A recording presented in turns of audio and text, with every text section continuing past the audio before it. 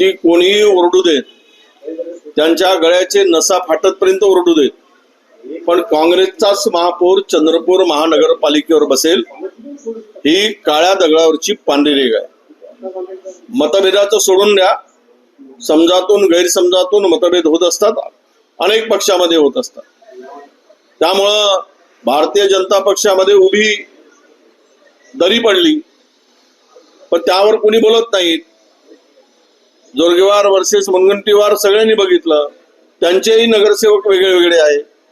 त्यामुळे आम्हाला त्यावर कोणाच्या याच्यावर पाळायची गरज नाही आणि आम्ही सर्व अधिकार मी प्रदेशाध्यक्षांच्याकडे दिलेला आहे.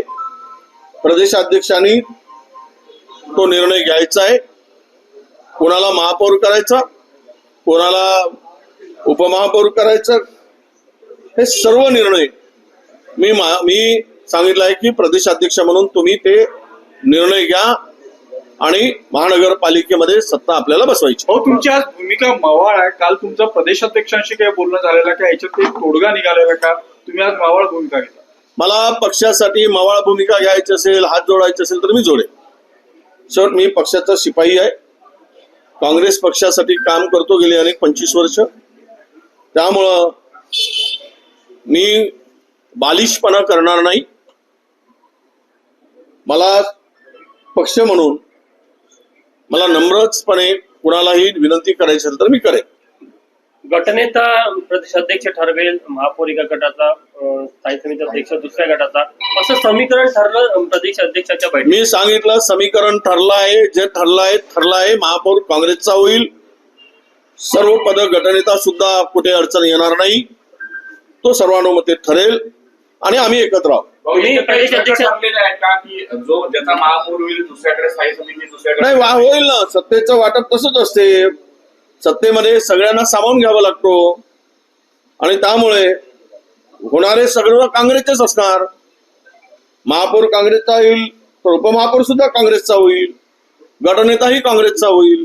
त्यामध्ये कुठे काही दुमत असण्याचं कारण नाही. पाठिंबा दर्शवून त्यांच्या पत्रिका पडणार आहे. तुम्हाला जो पाठिंबा दर्शवेल उपमहापौर देण्यात आला आहे. हो, तर त्यांना सुद्धा देऊ ना. जे पाठिंबा दर्शवतील त्यांना गृहीत धरूनच आमची सत्ता असणार आहे. त्यांना सत्तेमध्ये सहभागी करून त्यांचं समाधान करूनच सत्तामध्ये सामील आम्ही करणार आहोत. तुमचे आमदार तुम्ही कुठे ठेवताय? आमदार नाही, नगरसेवक. तुमचे नगरसेवक तुम्ही कुठे ठेवताय? म्हणजे मी गुगलवर ऍड्रेस पाठवतो, त्या ठिकाणी आपण पोहोचा.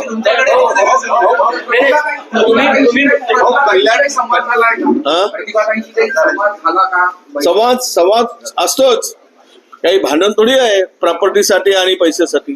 त्यामुळे संवाद कुठे संपला तुटून जाईल असं थोडी असतं. आता असं समजायचं की चंद्रपूरचा वाद मिटला आहे, सगळ्या गोष्टी व्यवस्थित होत आहेत. दोन्ही आमदार एकत्र केव्हा? दोन पार्टी, अर्धे तुमच्याकडे अर्धे ताईंकडे आहे. ते पहिले मुनगंटीवारला विचारल्यानंतर आणि सुधीर भाऊला विचारल्यानंतर आणि जोरगेवारला विचारल्यानंतर आम्हाला विचारावं असं आमची विनंती आहे. तुम्ही उभाटाला सोबत घेणार आहे का? तुमचं सत्ता स्थापनेचं काय गणित असणार आहे? कशा पद्धतीने तुमची जुळवाजुळव असणार? नाही, आम्हाला विश्वास आहे उभाटा आमच्या बरोबर 100% असणार आणि राहील असा आम्हाला विश्वास आहे. आमचं बोलणं झालेलं आहे, चर्चा सुद्धा पुढे गेलेली आहे आणि बाकी संख्याबळ पण आमच्याकडे आहे. फॉर्म्युला काही ठरलेला आहे? महापौर कोणत्या गटाचा, उपमहापौर कोणत्या गटाचा, सत्ता पक्ष नेते कोणत्या गटाचा, स्थायी समिती, असं काही ते सर्व प्रदेशाध्यक्ष ठरवतील. भाऊ, कल्याण डोंबिवली प्रदेशाध्यक्ष हर्षवर्धन दादा सपकाळांना सांगितलंय तुम्ही निर्णय घ्या, आम्ही तुमच्या बरोबर आहोत, तुमच्या निर्णयाला आमची मान्यता. 2.5 वर्ष तुमचा महापौर, 2.5 वर्ष खासदारांचा महापौर, असं ठरल्याची काही चर्चा? हो, आता असं आहे की चर्चेला विराम झाल्यानंतरच मिळेल. तुम्ही सर्वच आता आम्ही सांगून टाकलं तर गुपित काय राहील. त्यामुळं काही गोष्टी जरा आम्हालाही जरा कॉन्फिडेन्शियल राहू द्या, गुपित राहू द्या. ते आम्ही सांगतोच तुम्हाला. सर्वच आज सांगितलं तर उद्या मग आम्हाला विचारणार, तुम्ही विचारायला पण येणार नाही. अर्धविराम समजायचा का? 2.5 वर्षाच्या चर्चेच्या तिथे पूर्णविराम तुम्ही म्हणत नाही? 5 वर्षाचा ठरलं की 2.5 वर्षाचा? नाही, 5 वर्ष काँग्रेसचा महापौर राहील, 5 वर्ष सत्ता राहील. 5 वर्षामध्ये कुठेही तुम्हाला बहुमतामध्ये आम्ही चंद्रपूर शहरातील जनतेला जे काही वचनं दिली ज्या काही विकासासाठी आम्ही त्यांना आश्वस्त केलं ते सर्वांची पूर्तता पुढच्या 5 वर्षात आम्ही करायचं ठरवलं. आपण बोलले होते की कार्यकर्त्यांचं मन राखलं जाईल, म्हणजे खासदार आणि आमदार दोघेही 2.5 वर्षांकरता हा तोडगा निघाला. पक्षाचा मी सांगितलं, पक्षाची रक्तवाहिनी हा कार्यकर्ता असतो आणि त्यामुळे नेते काय ठरवतील त्यावेळेस कार्यकर्त्यांना नजरेपुढे ठेवूनच निर्णय घ्यावे लागतात आणि त्यामुळे मला तरी वाटतं की सगळ्यांचं समाधान होईल आणि सगळे हॅपी होतील अशा पद्धतीचा हा निर्णय असेल. पण कुठेतरी त्यांनी ज्या पद्धतीने तुमच्यावर टीका आता बाळा नांदगावकरांनी आज काही बाईट दिली. चंद्रपुरात काँग्रेस आणि भाजपा एकच आहे. आता हे दिव्य स्वप्न बाळा नांदगावकरांना कुठून आलं माहित नाही, कुठून पडलं. तिथे मनसेचा नाव नाही, निशाणा नाही आहे, तर तिथे काय चंद्रपुरामध्ये तोंड घालायचं काम बाळा नांदगावकर का करतायत. आणि तिथे जर असं म्हणत असतील बाळा नांदगावकर की काँग्रेस आणि तिकडे भाजपा एकच आहे चंद्रपुरात, तर मग आम्ही मनसे ही काँग्रेसची आपल्या बीजेपीची बी टीम आहे असं म्हणून तर त्यांना योग्य आवडेल का. अशा पद्धतीचा वाऱ्यावर आणि बेछूटपणे कुठलाही बेस नसताना, कुठली माहिती नसताना, कुठलाही आधार नसताना अशा पद्धतीचं वक्तव्य करून संभ्रम निर्माण करण्याची आवश्यकता नाही असं माझं मत आहे. कल्याण डोंबिवली मध्ये मनसेने शिंदेसेनेला सपोर्ट केलेला आहे आणि बाळा नांदगावकर यांनी सूचक वक्तव्य केलेलं आहे की राजकारणात कधीही काही होऊ शकतं. म्हणूनच म्हणतो ना, ते काही म्हणतायत याचा अर्थ आमच्याकडे कधी भाजपा, भारतीय जनता पार्टी आणि काँग्रेस एकत्र होणं शक्य नाही, हे अशक्य आहे.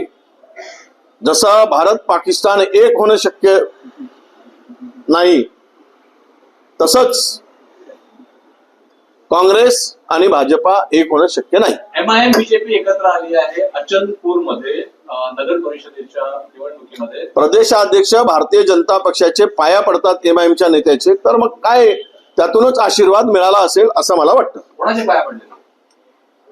पाया पडले म्हणजे हाताना पायाला स्पर्श केला MIMच्या नेत्यांना. तुमच्याकडे व्हिडिओ नसेल तर मी पाठवतो. एकीकडे विरोध करतायत आणि दुसरीकडे जाऊन टोकाचा विरोध केल्यानंतर एकत्र येतात, युती करतायत भाजप आणि MIM. भाजप आणि MIM एकीकडे एकमेकांवर टीका करतात आणि युती देखील करतात. ही दोघांची अंडरस्टँडिंग आहे, स्ट्रॅटेजी आहे. फक्त जेवताना एक व्हेज खातो, दुसरा नॉनव्हेज खातो, पण रात्री भोजन मात्र सोबत करतात. आणि दिवस उजाळला, सूर्योदय झाला की मात्र दोघांचे तोंड 2 दिशेनी बरडायला सुरुवात होते. हे महाराष्ट्र बघतोय. MIM ज्या पद्धतीनं उदयास आलाय महाराष्ट्रामध्ये, मुंब्रा असेल, नागपूर असेल, पुणे असेल, मुंबई असेल, तुमच्या पक्षाला काय वाटतं की नाही, त्या MIMला फायनान्सर जो आहे तो कोण आहे हे काही कालांतराने कळेल. त्याला शक्ती देण्याचं काम, बळ देण्याचं काम कोण करते आहे. काँग्रेसला कमकुवत करण्यासाठी या पद्धतीनं जे काही चाललं आहे ते महाराष्ट्रातील जनता ओळखून आहे. हे सध्या काही काळासाठी हे सगळं चालेल. सत्यता बाहेर येईल त्या दिवशी सगळी यांची पापं उघड पडतील.